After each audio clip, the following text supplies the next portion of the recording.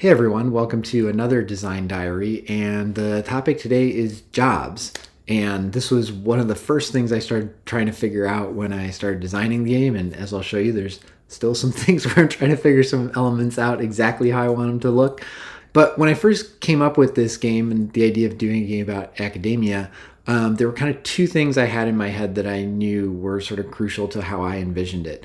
And the first one, which I mentioned in the game overview, was that I wanted time to be the main currency, the main thing you're trying to strategize about how do you spend. And you have kind of more things you could spend your time on than you have time to spend. And so that's carried through. And the other thing was about jobs, and specifically from the sort of educational side of this, but also, it makes it more competitive and interesting as a game. I wanted to convey the difficulty in getting a job, and particularly getting like what we might consider a good long-term job in academia. And in the real world, there's sort of an oversupply of people wanting to get into academia in most fields relative to the number of job openings are. But then there's also different types of jobs. I talked in an earlier diary about institutions and how I was trying to figure out how to manage the different types of schools, which would have different types of jobs there. But even at the same institution, there's lots of different types of jobs. You might have someone who's just visiting for 1 year, kind of filling a gap if someone's on sabbatical or if they're waiting for a hire or just need some additional bodies to teach. Other people might be adjuncting, like working some other job full-time perhaps and just teaching one class, or maybe picking up a class here or there at a few different schools to try to put a job together. There's like tenure track jobs, which is, what a lot of people are striving for in academia, where you have a long-term job and theoretically at some point get tenured and have sort of more or less a guarantee of future employment. And there's also sort of full-time instructors that are on long-term contracts, but, renewable maybe every 3 or 5 years. They're looked at whether they're going to continue that contract or not based on the school's needs. So there's all these different aspects of it. And then what kind of institution and stuff you're at. And so this is one of the things I was trying to figure out. So what I came up with, and I'll show you from sort of an early prototype here, playtest prototype, where I was just printing things out on a regular printer, is there's cards that are jobs, and every round of the game, and each round is a year, you'd flip over so many cards, and that would show you what jobs were available that year. And each of these jobs had specific information about it. As you'll see, there's ridiculously tiny print on here and way too much information. Yeah, this was an early prototype, and some of this has been stripped down since then. That was an easy place to sort of get at the sort of what the job market was like. So I put a bunch of cards in the deck that said there's no jobs. You might, flip over 6 cards for a year, and 3 of them said no job available. So immediately there was a tight competition for what jobs there were. And then of the available jobs, there were sort of all different types. I think at one point I had 160 different job cards, all with slightly different jobs. So, the institution was different, the type of job was different, maybe the requirements, what they were looking for to hire somebody, or the tenure requirements or whatever. They're all slightly different. And I don't actually think there's anything wrong with that from a sort of gameplay standpoint. It kind of worked more or less okay, but it was really complicated in the sense of every time there was a job up, you had to sort of scan all this information trying to figure out, is this a job I want? Do I want to try to go here or not? What's all the details about it? And it, again, led to like way too much information on these cards. Also, as a practical matter, it created a giant job deck. And when I started looking at the sort of practicalities of actually making this game and getting it to people, one of the things I realized is, hey, if you can find ways to have less giant stacks of cards, that's a good thing, because it's less cards you have to manufacture, it's less you have to kind of put into a package. Where I'm at right now, and this is something I'd love some feedback on, is kind of like the institution. I've simplified some things down.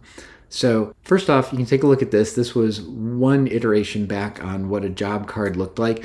And it still kind of had most of the information that was on that initial prototype card I showed you, but organized a little better and a little kind of clearer what things were happening at each phase, but still really busy, a lot of information on there, and still overly complicated in terms of how many different types of jobs there could be and all the details. So what I'm trying now is I've simplified a degree further. Going back to the institution stuff I talked about in the previous diary, I've basically made one job card for each type of job and type of institution. So is it a visiting professor? Is it a renewable instructor? Or is it a tenure track job?